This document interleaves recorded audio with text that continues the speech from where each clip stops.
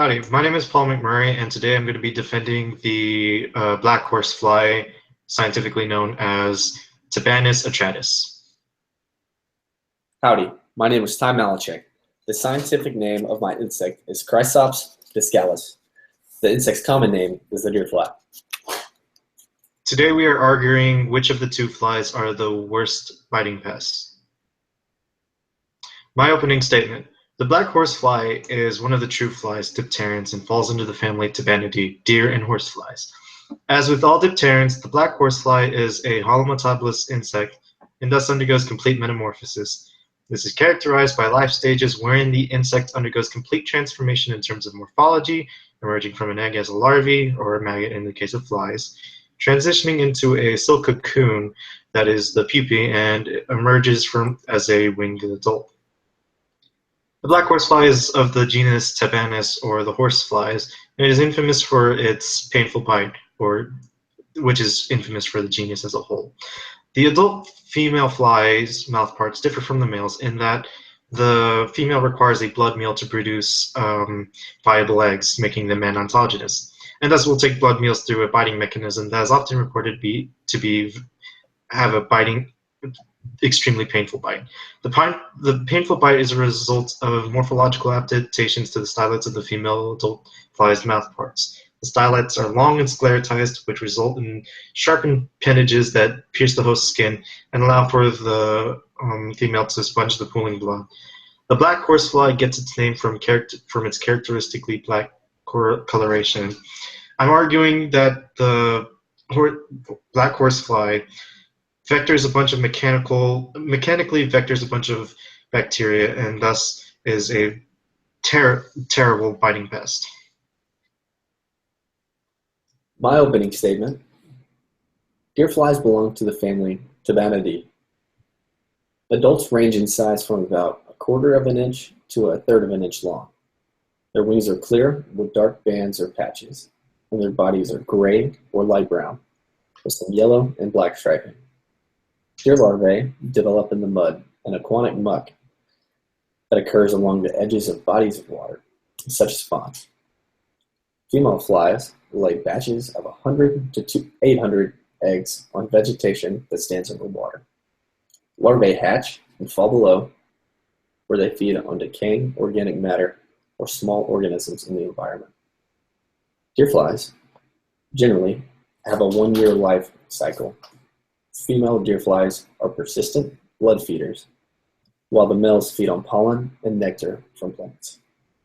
The female deerfly bite involves 2 pairs of mouthpart blades that the fly uses to cut the skin.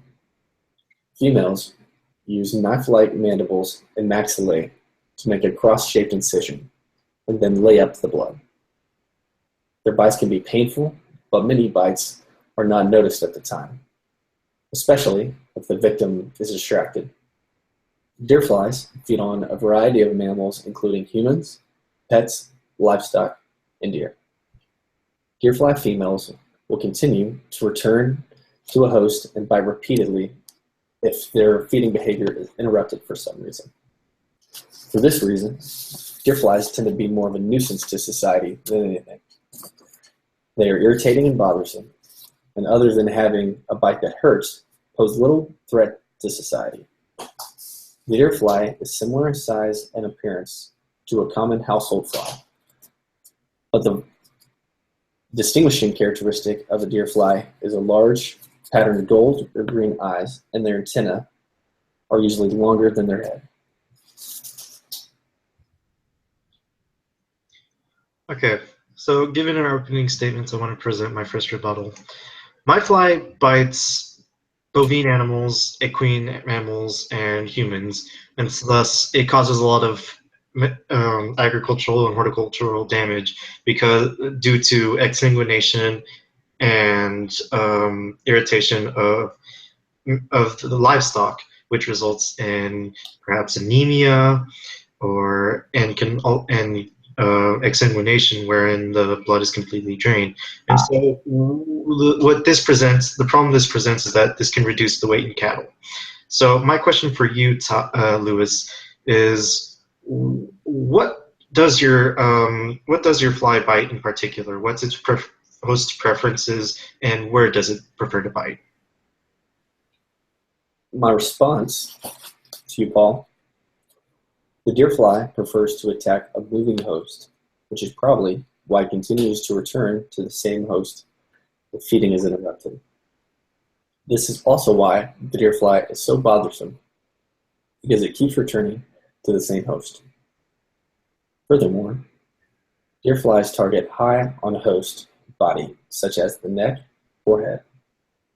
You can prevent them from biting you by staying away from blue colors. Some people have found that while working out in the yard or hiking, if they put a feather or a fern type plant on your hat, it will distract the flies. While you might look funny, this allows you to work and hike in peace. Here is my question for you, Paul. How do you prevent horseflies from biting you? So the issue of preventing an insect from biting you is kind of a three-dimensional question. There's different methods of doing so. One is presenting a chemical that just is unattractive to the insect, or removing the insect itself. Now, in the case of removing the insect itself, larvicides have proven to not be that effective against horseflies and deer flies. This is because the larvae and eggs of deer flies and horseflies occur on aquatic and semi-aquatic substrates, and so naturally the insect repellents or insecticides would drain into the aquatic reservoir and would pollute the river. Insect repellent tabanids have been known to pursue hosts in spite of insect repellents, and so that doesn't work either. So as you mentioned before, they are attracted to the color blue, and so scientists have used malaise traps and traps that have a distinctly blue coloration just to attract the flies. Another thing is that, as you mentioned, the deer fly targets moving hosts, whereas the horsefly prefers stationary hosts. And as such, you would expect that standing still would just naturally discourage the fly from biting you. So my second rebuttal for you, Lewis, is for all intents and purposes, our flies are virtually the same, save for the preferences of biting hosts that are moving. Both flies can mechanically introduce bacteria such as anthrax or the bacterium that causes Lyme disease. So my question for you is, what sets the deer fly apart from my fly, the black horsefly? My response to you, Paul, the deer fly vectors more diseases. There is evidence that deer flies in the western U.S. are involved in the transmission of tularemia, which is also known as fly fever or rabbit fever. Deer flies are minor vectors of tularemia. In equatorial, African rainforest, a filarial parasite that causes dialysis is transmitted by deer flies that inhabit those areas.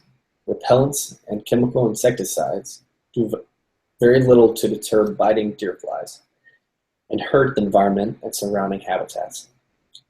Now, going into closing arguments. Paul will give his closing statement first. So, in summation, both horseflies and deer flies are virtually the same in terms of biting pests. However, the deer fly does vector more diseases. My response to this is that horseflies are greater in number and are more commonplace than deer flies.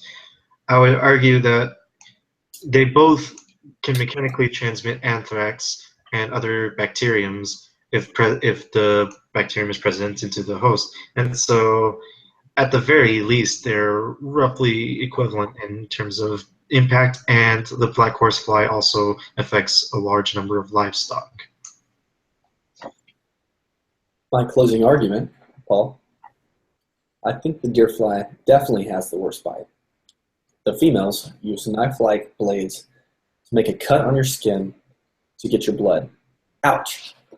Not only does it hurt, but they go for the moving targets, which are harder to land on. Furthermore, they aim for places located high on the host, such as the neck and the head. Being bitten in the neck or the head is way worse than being bitten on the leg. Furthermore, swatting it away with your hand will only agitate it, the deer flies, and make them return over and over again. You can distract them by not wearing blue or by wearing a blue feather in your hat while working outside. You might look funny, but if it keeps you from being bitten, well, then it was worth it. For the reasons stated above, and because deer flies are known to transmit more diseases than horseflies, I believe the deer fly has the worst bite. Thank you for watching our debate.